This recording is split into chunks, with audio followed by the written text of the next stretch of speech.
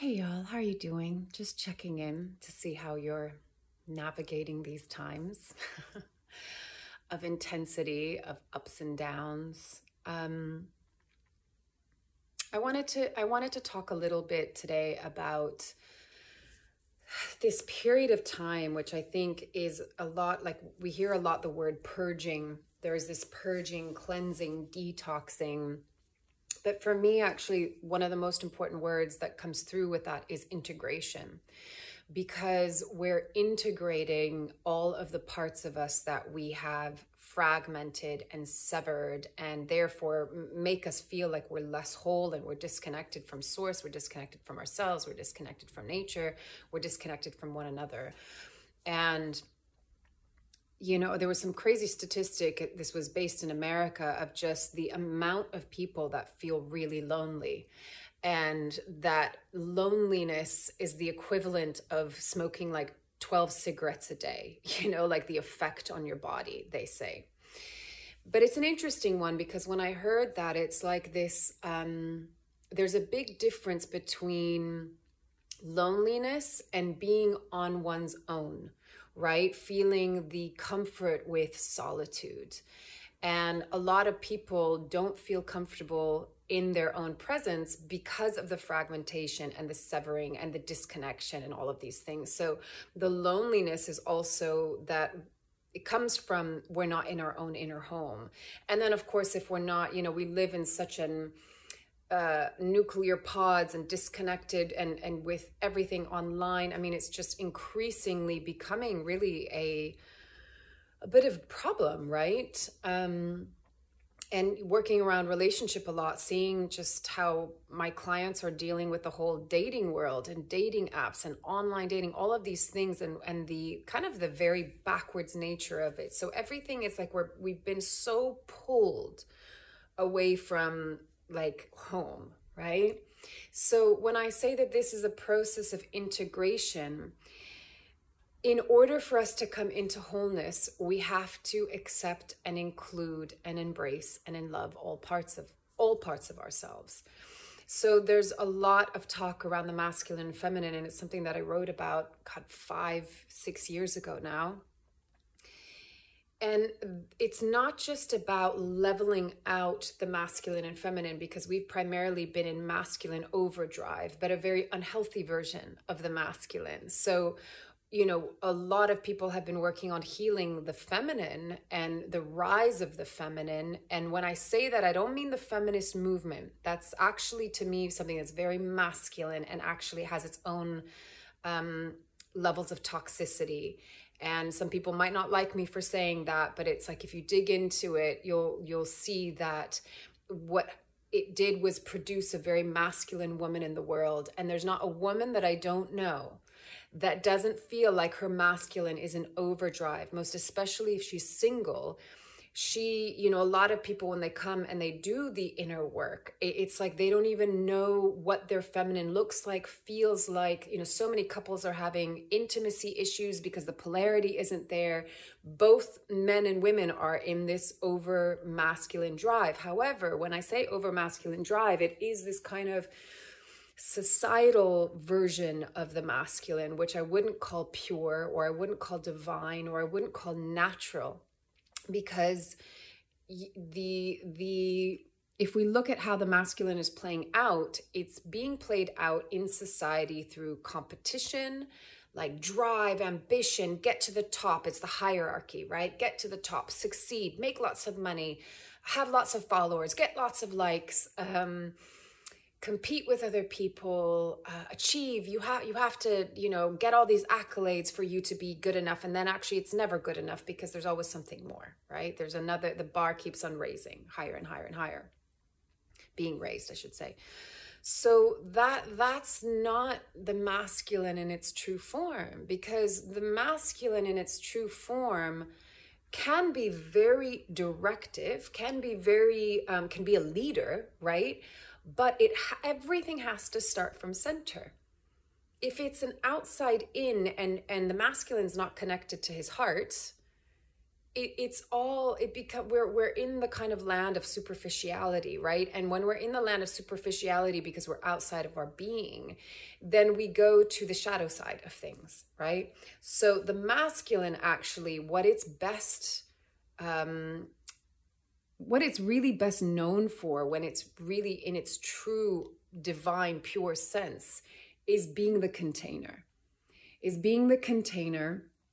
That is there through the presence of the masculine, connected to the heart.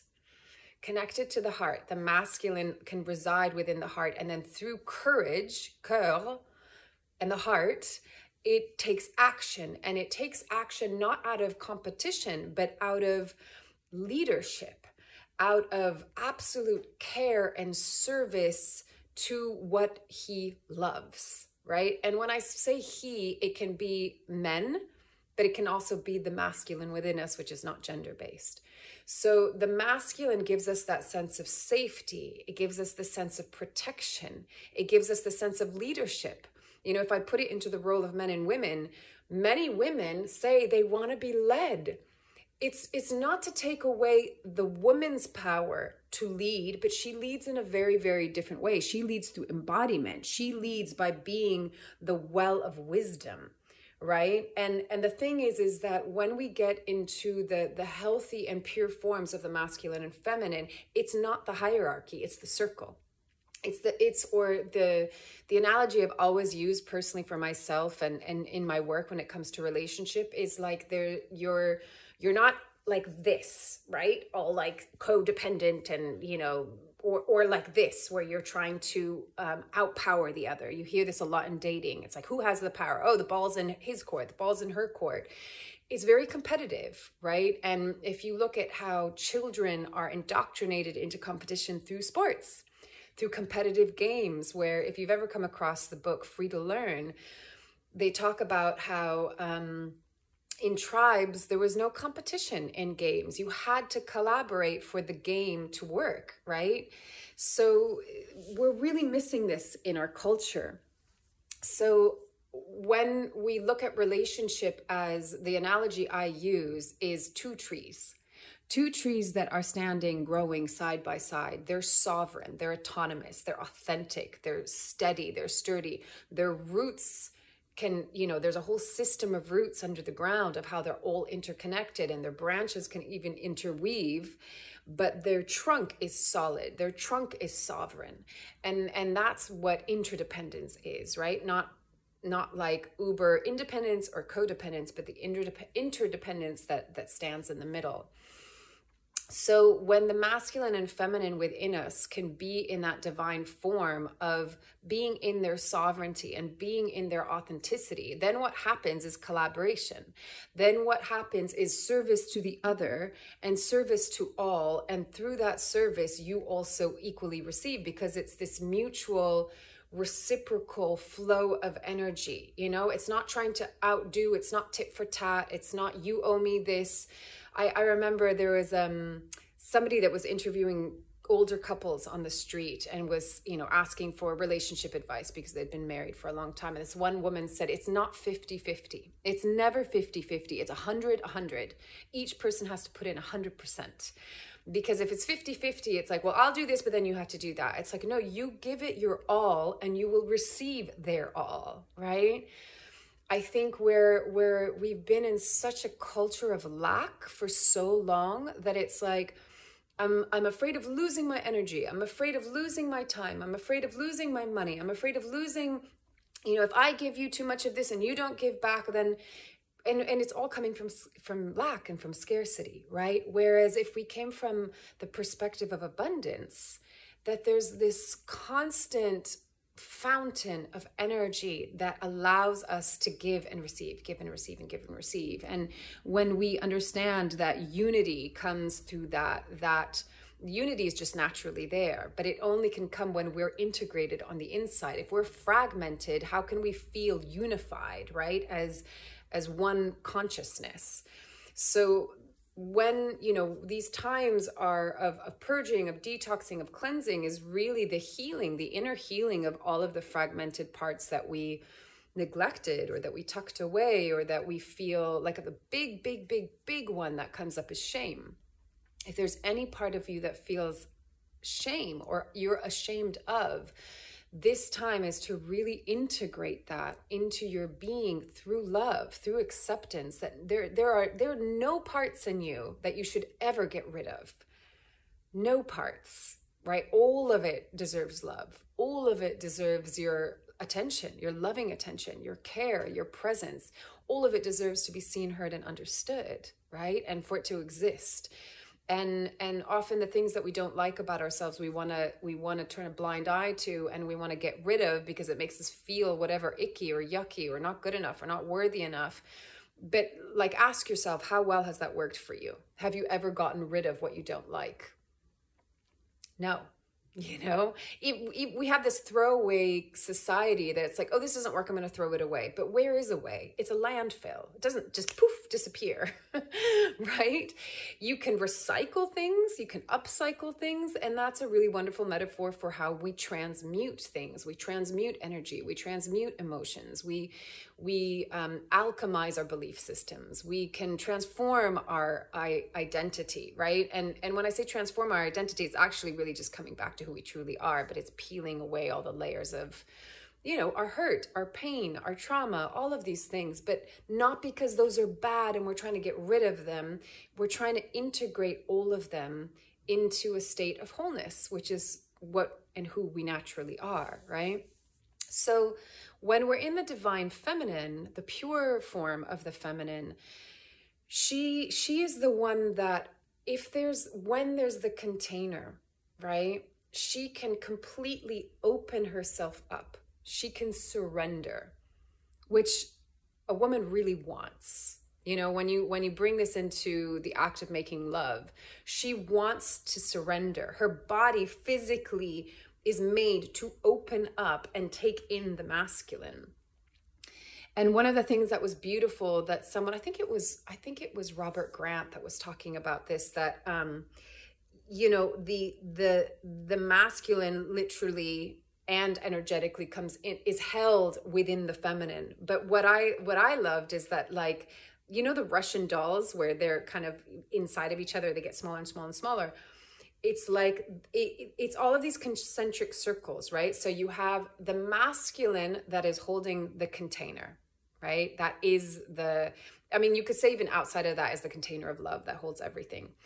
But you have the masculine, that's the container. Then the woman can open up, and she's literally like the blossom, the rose that can open up once she feels safe. She can go into that surrendered form. And when she's in that surrendered form, and she doesn't have to be in her masculine overdrive, she doesn't have to be linear and hold it all together and be responsible for everything and have to figure everything out and all of the stuff that she's not actually wired to do. She can open up, and she opens up into her intuition, into her wisdom, into her incredible capacity to hold so much through her love, through her devotion to hold humanity and to hold and bring in the masculine. So you have the masculine container, you have the feminine that opens up and then takes in the masculine. And it's like, it's so beautiful, because if ever the masculine goes, well, I don't want to hold the feminine. You know, a man is like, I don't want to be responsible for everything. I don't want to provide and have to do all of that. Like, what is she going to give me? She's going to give you a home.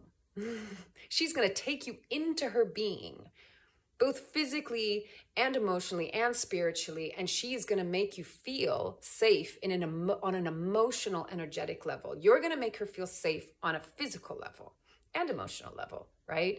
This is what I mean. It's not tit for tat. It's like when we fall into our true and pure roles, there's nothing but generosity. When we're in lack and we're holding ourselves back and we're coming from a fragmented place, then it's competitive, and then it comes out of lack. And that's when the tit for tat comes in. And I think, you know, our culture, it doesn't work anymore to be in competition with one another. People that are still fighting, they're going to burn out pretty quickly. And how that will show up for them is going to be their own individual journey. And it doesn't come down to punishment, But I think as frequency is rising and the energies of the planet are changing, that just kind of mode isn't going to function very well anymore, because you'll recognize that it just is so exhausting. It will actually take so much energy that I think a lot of people will be like, I don't want to fight anymore. You know, I'm even recognizing for myself right now that if I get into irritability or anger or frustration, I might have a burst of it. And then I'll be like, I'll feel the physical effect of it. Like I'll feel my neck kind of tense up. I'll feel like, oh God, I'm going to get a headache if I continue through with this. And so I find myself going, just let it go. Let it go. Let the emotion come up, but then just let it go. And I was speaking to a friend of mine the other day around how we're doing literally lifetimes of work in a few years. And I think that's why people are spent. They're burnt out because they're like, what is it? Just like one thing after another after another. It's unrelenting because it's like, yeah, you're going through layer after layer after layer after layer. And I think almost to the point, as I spoke about in this week's episode on my podcast, is like, the volume has to be so turned up and it's so intensified so that we can finally get to that point of making a choice to just not do it anymore. It's like I've been talking about struggle, and sometimes the struggle has to get so loud for us to say, you know what, I don't want to struggle anymore. I don't want to go into the suffering. I don't want to go into the victimization. How can I do this differently? What do I need to just let go of? You know, yes, okay, I have this trauma. Acknowledge it, respect it, honor it, feel it, grieve for it, let it go. Like, I think, I know it's easier said than done, but I really do feel like the energies are here to support us in just like, you don't need, we've been carrying it for generations.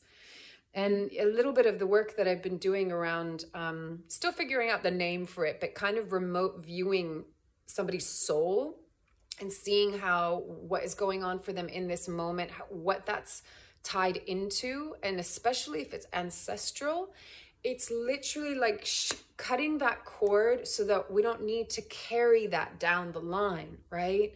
This is part of doing the trauma work, but it also can happen very quickly, right? Of just acknowledging it, honoring that lineage, that bloodline, that ancestral figure or figures went through that place of pain.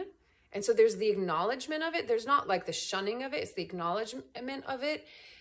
But then like releasing it. Nobody needs to hold on to it anymore. Right? And why this sounds like a bit of a tangent, but the reason why I think this is coming up is because that's why all of this stuff is coming up, so that we can really fully come into who we truly are and bring that divine, pure masculine, divine, pure feminine together, like the two trees that are in partnership and in union and in love and in service to and with each other. And if we can do that within ourselves, then we can do that with other people, and we can do that as a collective, right? So it all starts within, obviously. I know you know this, but it's like, I think the question, the invitation that I want to leave you with today is, what are the aspects of the masculine and feminine within you that you need to heal? Where is your masculine in overdrive? Where is your feminine hiding? And the feminine, and women specifically, but this is also for men too, especially if you find yourself being very intuitive or psychic or empathic. We all have these abilities, but some are more dormant than others, but we all have them. But for those of us that they've been pretty strong in our lives, there's the remembrance of the persecution from former lives. And so there's so much around the throat chakra. Like the other day when I had this experience in the car where I couldn't breathe, I felt like something was being cleared. And I'm still aware of sometimes how I'm very comfortable sitting here and speaking to you, but there are times where there are things that I want to talk about, not in this moment, but you know, there's still judgment. Maybe you're not going to be stoned to death or decapitated or hung or whatever, burnt at the stake, but the judgment that's online still runs deep, right? It's still pretty loud. And I think we have to just recognize that it's like, as long as you're coming from a place of heart and authenticity and love, that, you know, we can all have an opinion, right? as long as we're not purposefully trying to harm others, right? I think even the way that we respond sometimes, it's really interesting for me to sometimes look at comments, and sometimes it's just outright like mean, like the dagger is out and they're just like going for the heart, right? And then some, it's just like, no, I don't agree with that, and la la la la la la. And instead of just like, what if we were to sit at the table and share thoughts and have a conversation? But it doesn't have to be this, I agree, I disagree, I'm right, you're wrong. You know, this really black and white, whereas life is so full of nuance, right? There's so many shades of gray in between. And so I think, you know, the invitation is to really, to, in the most loving of ways, really hold ourselves accountable of where do we need to kind of like soften the edges a little bit and be more kind to ourselves and be more gentle with ourselves, and notice, where do we have expectations of ourselves? Where are we hard on ourselves? Where do we judge ourselves? Because I'll say it every time, judgment is really the biggest, one of the biggest obstacles. It's one of the things that keeps us disconnected and apart from, separated from each other, because judgment it keeps us out of our own heart, you know, and fear is a big driver of that, right? If we're afraid of someone having a different opinion than us for whatever reason, then the judgment comes through. So judgment also requires compassion, you know, and then maybe it leads us to what we're afraid of, and then the fear deserves compassion as well. So everything is about, the feminine can come in to really go into, like, it's okay to go into the shadow. I'm going to go into the shadow. I'm going to take a look at all of this stuff, and I'm going to hold it. I'm going to hold it in the lap of love. And especially if she feels like the masculine isn't there to push her or over, like run over her and be like, no, I'm more important, and is coming from that kind of false masculine, I'm going to call it, that is in that competitive mode, right? It's like some people say, oh, that's the, I actually really dislike it when people say that the alpha male kind of persona, right? All of these things have gotten so like the inverse, right? Because actually the alpha male of a pack is the male that actually really takes care of the pack and defends. And I think men have really lost their masculinity because they've been told it's toxic, right?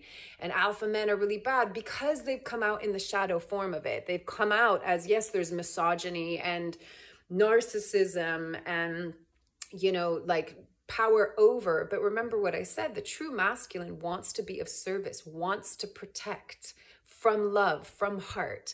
So we need to like untie and disassociate all of these really unhealthy products of society and the crazy people that are running society, and untie that from what male, masculine means, truly means, right? So what we need to do is redefine everything, and not connect these, not have these connotations that are toxifying the masculine, because the true masculine would never run over the feminine. The true masculine would never overpower the feminine. The true masculine is an absolute adoration of the feminine. And when the feminine feels adored and loved, she blossoms, she opens, and she becomes so generous and so giving, right? So you'll hear, you know, relationship dating therapists that say, if your wife is nagging you, in what way is she not feeling supported? Right? And that could be within herself. That could be within the partnership. We all are self-responsible, right? For the first part is, what is our wounding? What is our trauma? What parts of us are fragmented and are severed from ourselves? We need to come into wholeness, and we need to support one another. I'm here to support you in your wholeness. You're here to support me in my wholeness. We're here together to heal, to let go of the crap that we don't need anymore, and to come into that sovereign unity. Sovereign unity is what's really important, so that we really come into the circle as equals that have our own unique, authentic gift expression to offer the tribe, to offer the collective, to truly, humbly, kindly, compassionately, lovingly give what we are here to be able to give. Right? And we each have our own unique gift. So that's a lot. So what am I going to leave you with? It's about integration. Integration is not getting rid of. Integration is bringing together. And if there's the need to alchemize, transmute, and transform and evolve, right? But not through severing.